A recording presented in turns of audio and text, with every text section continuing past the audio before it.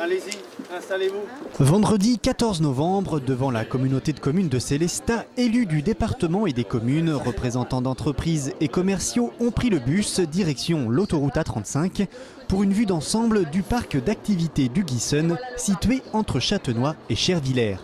Un site de 23 hectares, dont 15 divisés en une vingtaine de lots viabilisés. Des lots destinés à l'implantation d'entreprises. Ce projet de zone d'activité, vieux d'une dizaine d'années, a été concrétisé en juillet 2007, date du début des travaux. Des travaux quasiment achevés aujourd'hui. Donc la vocation de ce parc d'activité est l'accueil d'entreprises moyennes, petites industries, activités artisanales, activités donc de bureaux, de services. Et en fait ce parc est issu en fait d'une longue concertation, d'une longue étude qui a été réalisée déjà dès les années 90, tant sur les besoins économiques que sur la localisation et la vocation du secteur. Et il est certain qu'on a mis du temps à sortir ce parc et actuellement il sort dans une période où le foncier est assez rare en Centre-Alsace. Et puisque les terrains se font rares, la création de cette zone d'activité tombe à pic.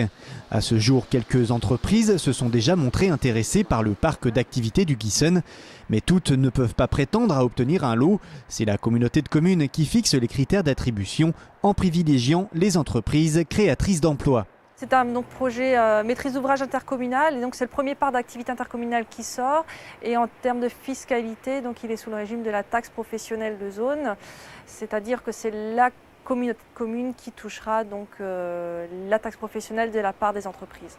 C'est à nous de voir si les projets sont éligibles à ce parc d'activité de par la nature de l'activité car les commerces, les négoces sont interdits sur la zone sauf si c'est lié à une production sur site, et par rapport aux projets d'entreprise, s'ils ramènent de l'emploi, les ratios en termes de bâti, les lots proposés faisant quand même 60 arts, ce n'est pas pour des tout petites entreprises.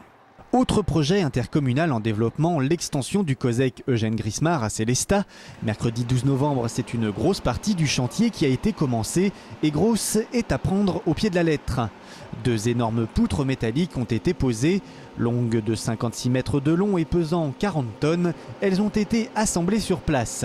Elles feront office de charpente pour un toit situé à 14 mètres de haut. Opération délicate, le levage de ces mastodontes d'acier s'est effectué à l'aide de 2 grues. À ce stade, la structure a l'air bien fragile et se déforme comme si elle était faite de caoutchouc. Mais une fois en place, elle se tient parfaitement. Il a fallu plus de 4 heures pour monter la première poutre et en assurer le maintien. La deuxième